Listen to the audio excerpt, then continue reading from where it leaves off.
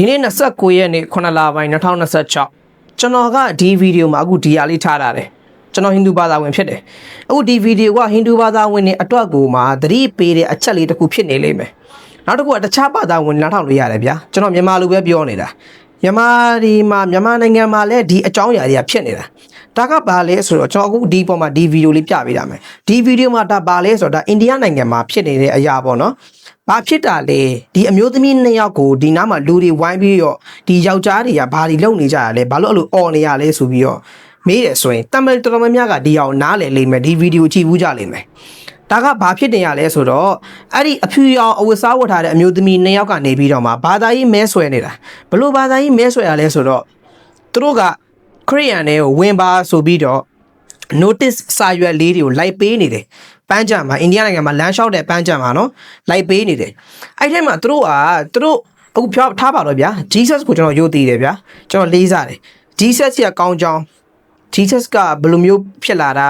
Jesus ကဘေးနဲ့မှာဘယ်လိုဖြစ်လာတာကောင်းကြောင်းတွေကိုပြောပြီးတော့ notice စာရွက်ပေးတာမဟုတ်ဘူး Jesus ကကောင်းပါတယ်သူစီလာတယ်ဆိုရင်သူကကြိုးဆိုပါတယ်ဆိုပြီးအဲ့လိုမျိုး notice ထဲမှာအဲ့စာရွက်ထဲမှာအဲ့လိုရေးပြီးတော့ပြောတာမဟုတ်ဘူးဘယ်လိုရေးပြီးပြောတာလဲဆိုတော့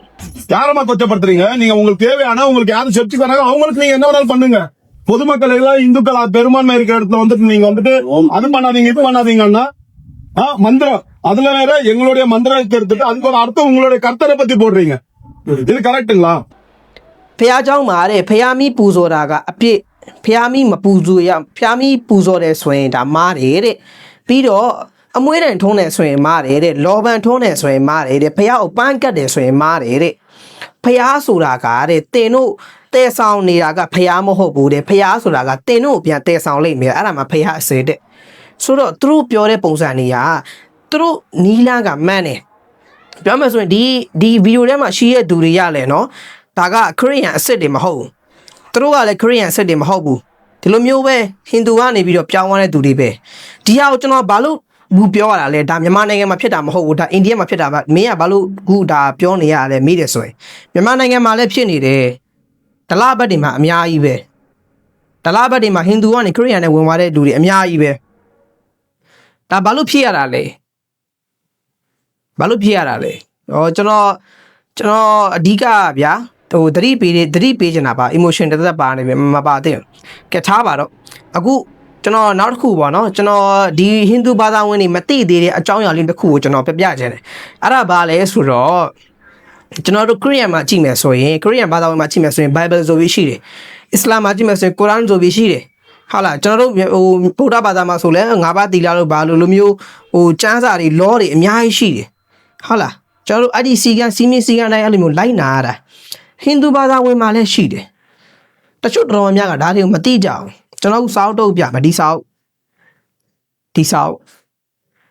်ကဘာလဲဆိုတော့ကျွန်တော်ဒီပြီးခဲ့တဲ့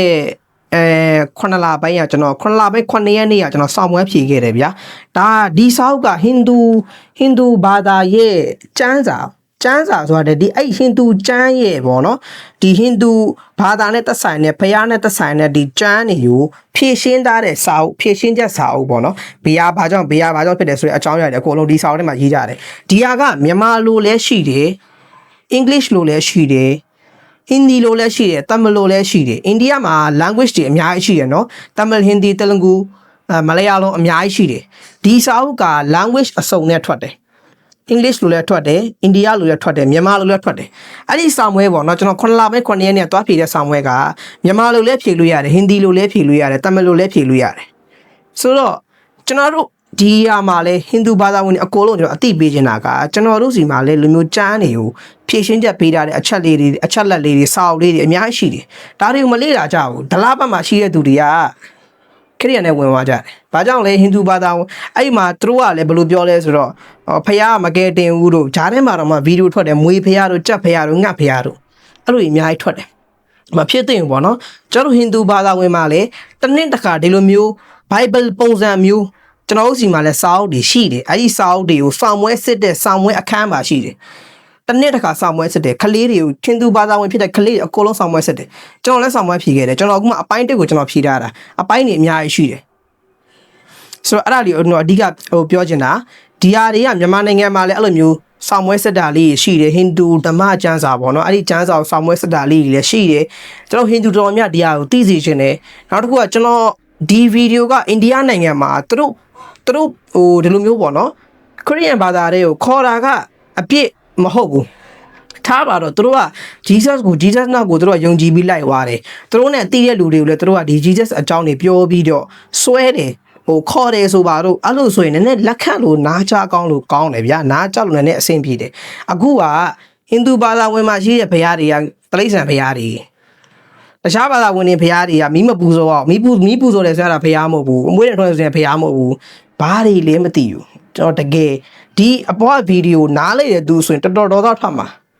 ကျွန်တော်နားလည်နေလို့ကျွန်တော်ဒေါသထွက်နေတာဒါမဲ့လိုအပ်တဲ့အချက်လေးတွေကိုကျွန်တော်ရှင်းပြခြင်းလို့ဆိုတော့အဓိကမြန်မာနိုင်ငံမှာလည်းဒီလိုမျိုးစောင့်မွဲတွေထားပြီးတော့မှဒီဓမ္မကျမ်းစာကိုစာစစ်တဲ့အခမ်းအနားတွေလုပ်တယ်ဟိန္ဒူဘာသာဝင်တိုင်းကိုယ်အိမ်မှာဟိန္ဒူဘာသာဝင်ကွာဖြစ်တယ်တမန်ပဲဖြစ်ဖြစ်ဟိန္ဒီပဲဖြစ်ဖြစ်ဟိန္ဒူစတန်ဒီပဲဖြစ်ဖြစ်တမန်ပဲဖြစ်ဖြစ်နော်ကိုကဒီထဲမှာနော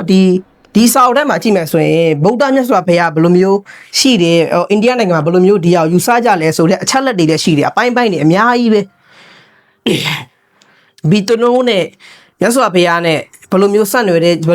်ချက်ရှိတယ်ဆိုတဲ့အကြောင်းအရာတွေလည်းရှိတယ်အခုကျွန်တော်တို့ဟိန္ဒူဘုရားကျောင်းတွေမှာကျွန်တော်ကြည့်မယ်ဆိုရင်မြတ်စွာဘုရားရုပ်ထုကိုဘုရားကျောင်းတွေမှာရှိတယ်ဒါဘာကြောင့်ထားရတယ်ဆိုတဲ့အချက်လက်တွေလည်းရှိတယ်ဒီအရာတွေကိုတစ်နှစ်တစ်ခါဟိန္ဒူဘာသာဝင်ကလေးတွေကိုစောင့်ပွဲစစ်တယ်အဲ့ဆောင်ပွဲစစ်ပြီးတော့ဆောင်ပွဲအောင်တဲ့သူတွေလည်းစုလဲပေးတယ်အဲ့ဒီစုပွဲပွဲကျွန်တော်ကိုယ်တိုင်သွားခဲ့တယ်ကျွန်တော်တို့ဗီဒီယိုပြပေးမယ်အဲ့တော့ကျွန်တော်သပင်းအရှင်းနဲ့ဒီဗီဒီယိုကအဲ့ဒီစုပွဲပွဲပဲဖြစ်တယ်အဲ့ဒီစုပွဲပွဲကျွန်တော်ကိုယ်တိုင်သွားရောက်ပါဝင်ခဲ့တယ်ပြဇက်တွေလည်းလုပ်တယ်ဒါတွေကိုဟိန္ဒူတော်တော်များများကမသိကြအောင်